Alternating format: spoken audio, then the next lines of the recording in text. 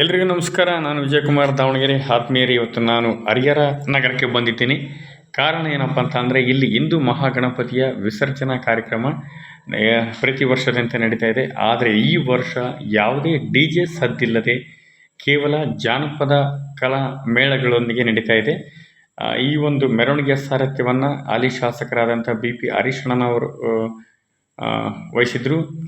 ಜೊತೆಗೆ ಹನಗವಾಡಿ ವೀರೇಶಣ್ಣನವರು ಕೂಡ ಮತ್ತು ಎಲ್ಲ ಹರಿಹರದ ಜನರು ಸಾಥ್ ಕೊಟ್ಟಿದ್ದರು. ಆದರೆ ಈ ಬಾರಿ DJ ಇಲ್ಲ ಎನ್ನುವ ಒಂದು ಅನುಪಸ್ಥಿತಿ ಕೊರತೆ ಕಾಣುತ್ತಿತ್ತು. ಅಷ್ಟಾಗಿ ಜನಸಂದಣಿ ಇರಲಿಲ್ಲ. ಭಾಳ ಸರಳವಾಗಿ ಈ ವರ್ಷ ಈ ಕಾರ್ಯಕ್ರಮ ನಡೀತಾ ಇತ್ತು. ಬಹುತೇಕ ಹರಿಹರದಲ್ಲಿ ಅಂತ ಹೇಳಿಕೊಳ್ಳುವಂಥ ಒಂದು ಸಂಭ್ರಮ ಏನು ಇರಲಿಲ್ಲ. DJ ಅನುಪ ನೋಡಿ, ಈ ಥರ ಸಂಬಾಳ ವಾದ್ಯಗಳು, ತದನಂತರ ಅಷ್ಟಾಗಿ ಯುವಕರಲ್ಲಿ ಉತ್ಸಾಹ ಕಾಣಲಿಲ್ಲ.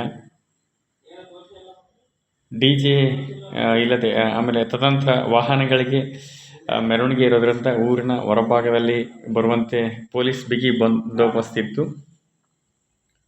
ಕಳೆದ ವರ್ಷ ಹೋಲಿಸಿದರೆ ಬಹುತೇಕ ದಾವಣಗೆರೆ, ಹರಿಹರ ಎಲ್ಲೆಲ್ಲಿ DJಗೆ ಪರ್ಮಿಷನ್ ಕೊಟ್ಟಿಲ್ವೋ ಅಲ್ಲೆಲ್ಲ ಭಾಳ ನೀರಸ ಅನಿಸ್ತಾ ಇತ್ತು. ಯಾವುದೇ ಖುಷಿ ಇರಲಿಲ್ಲ.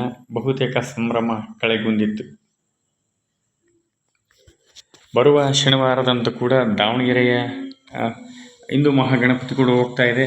ನಿನ್ನೆ ಚಿತ್ರದುರ್ಗದ ಗಣೇಶ ಹೋಯಿತು. ಅಲ್ಲಿ ಯಾವುದೋ ಒಂದು ಹಗ್ಗ ಜಗ್ಗಾಟದ ನಡುವೆ DJಗೆ ಪರ್ಮಿಷನ್ ಸಿಕ್ತು. ಬಟ್ ಇಲ್ಲಿ ದಾವಣಗೆರೆಯಲ್ಲಿ ಏನಾಗುತ್ತೆ ಏನೋ ಕಾದು ನೋಡಬೇಕಾಗಿದೆ. ದಾವಣಗೆರೆಯಲ್ಲಿ ಕೂಡ ಪರ್ಮಿಷನ್ ಇಲ್ಲ ಅನಿಸುತ್ತೆ.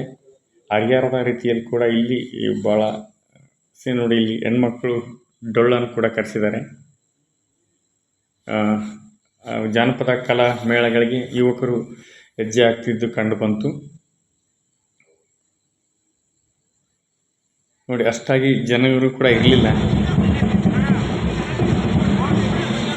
ಬಹುತೇಕ ಈ ಸರಿ ಎಲ್ಲ ಕಡೆಯೂ ನಮ್ಮ ದಾವಣಗೆರೆ ಭಾಗದಲ್ಲಿ ಅಂತ ಹೇಳಿಕೊಳ್ಳುವಂಥ ಖುಷಿ ಸಂತೋಷ ಇರಲಿಲ್ಲ. ಭಾಳ ಸರಳವಾಗಿ ಗಣೇಶನ ಹಬ್ಬ ಮುಗಿದೋಯ್ತು.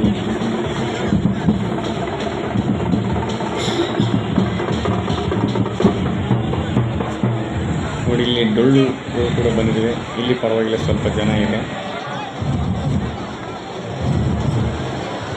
DJಯ ಸದ್ದು ಇಲ್ಲದೆ ಭಾಳ ಸಪ್ಪೆ ಅನ್ನಿಸ್ತಾ ಇತ್ತು ಸರಿಯ ಮೆರವಣಿಗೆ.